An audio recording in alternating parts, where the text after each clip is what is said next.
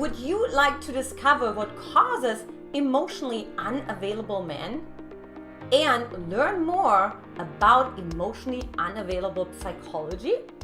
Hey, I'm Antje Boyd, creator and founder of the Magnetize Your Man method.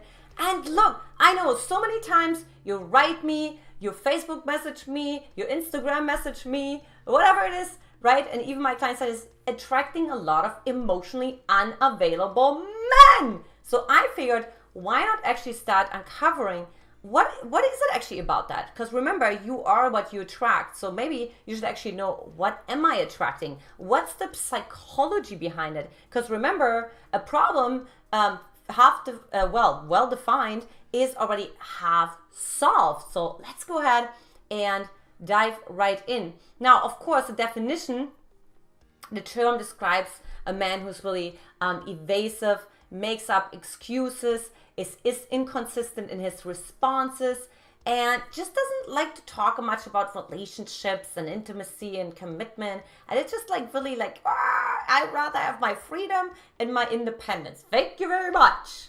Okay, so if that's your guy, right? Is this the kind of guys you're dating and you feel like they're dangling the carrot in front of your nose, then this video may be for you. So the first way that how men can really develop in an avoidant attachment styles is actually a childhood attachment trauma, and really understanding what is actually an avoidant attachment style. You see, oftentimes what happens is, particularly in the first 24 months of our life, we're actually having a particular dynamic, well, also afterwards, with our primary caregiver. Now, of course, Mary Ainsworth did her strange situation study on that. And what we really see with an avoidant attachment style is they don't really care. They don't really care if the mom comes, if the mom leaves, whatever the mom is doing, is relatively unimpressed by that, right? So in other words, it's almost like you could say disassociated from it. Like almost like cut off from it, right? It's like it's disconnected. It's hello, somebody home, hello, right? It's almost like, imagine like he's there physically, but emotionally, it's just there's nobody home emotionally, okay? And so how that happens is a really consistent.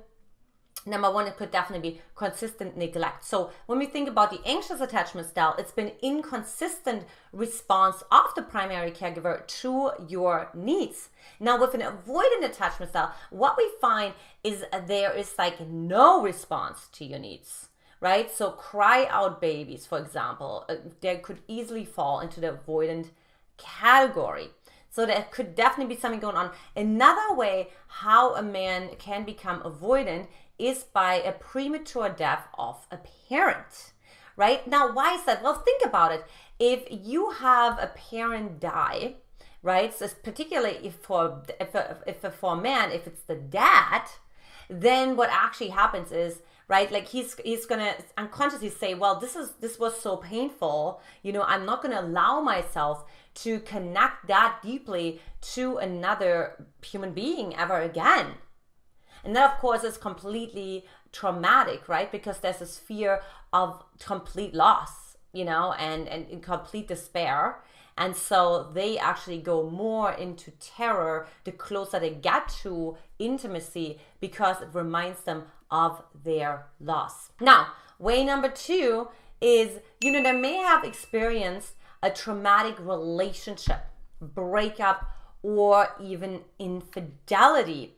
So this goes a little bit more, let's talk about the category of trust, particularly if we were talking about if there were left, if there was infidelity that happened, if there was something unexpected that happened, right? So what happened here is, for one, he got, of course, betrayed, right? And taken advantage of, you name it, right?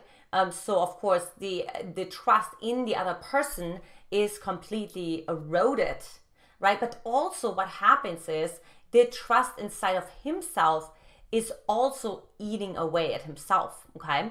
So that's actually a problem, because think about it. If a man doesn't trust himself, what happens with a person in that matter? Well, they actually become very conflicted inside of themselves. There's a lot of distortion. There's a lot of confusion.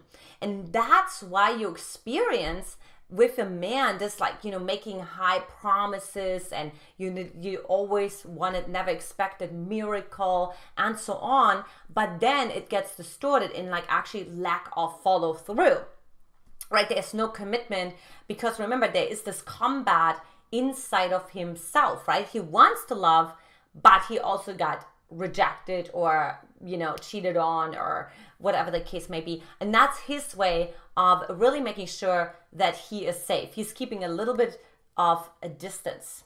And the third way is, they may have loved someone deeply who didn't love them back. So it goes a little bit in a very similar category, right?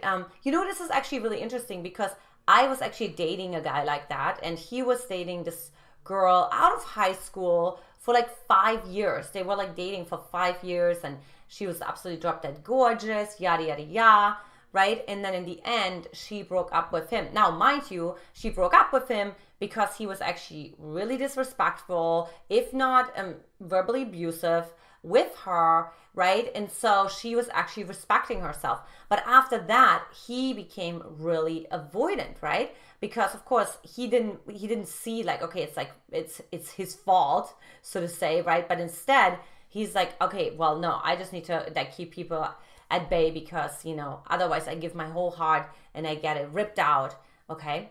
The fourth way is, they may be more in love with their career or other areas of their life, right? So think about it this way. We often talk about archetypes, and you have heard me relate to that a couple of times, right? And so let's say maybe he has even seen his dad work a lot of hours, and he's like, well, his dad is like his biggest role model, right? Or, he's just like this workaholic. So he may have actually a naturally addictive tendency. Now that depends on, we also have those patterns. Some of us have these patterns even in our DNA. So we have more and more research on that it can actually also be inherited as well, right? But also, career is like, maybe think about it. He gets something out of the career that he doesn't get out of the relationship.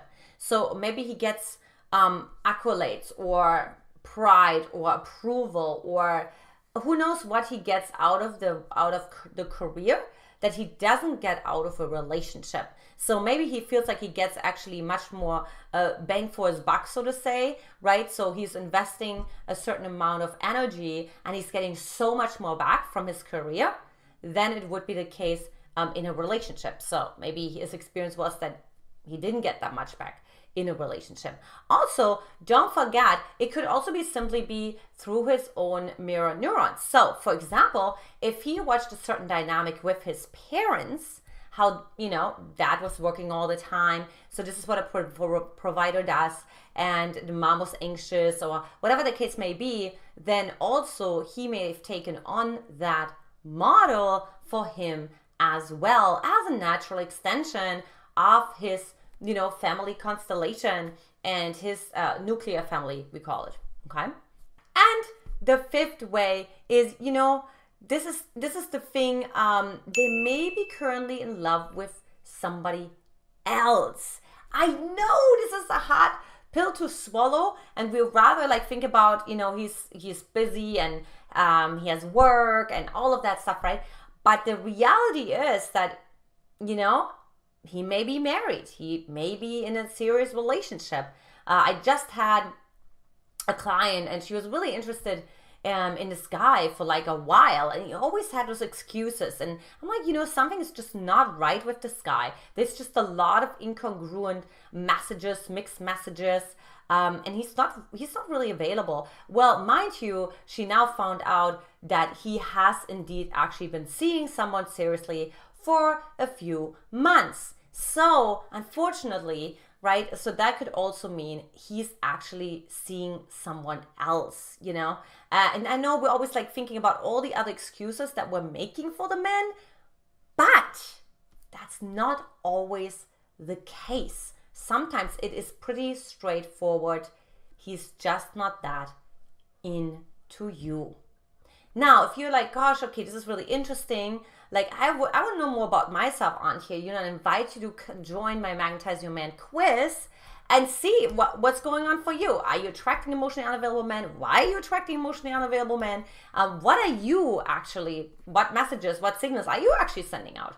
Okay, so you can change it, you can shift it, you can do something different. So for that, hop on over to magnetizeyourman.com, or also grab the link right below this video, and I'm looking forward to seeing your quiz results. Also, if you enjoyed this video, like it, share it, and subscribe to my channel. All right, this is it for today. Much love to you, and I'm already excited to talk to you next time. Much love. Mwah!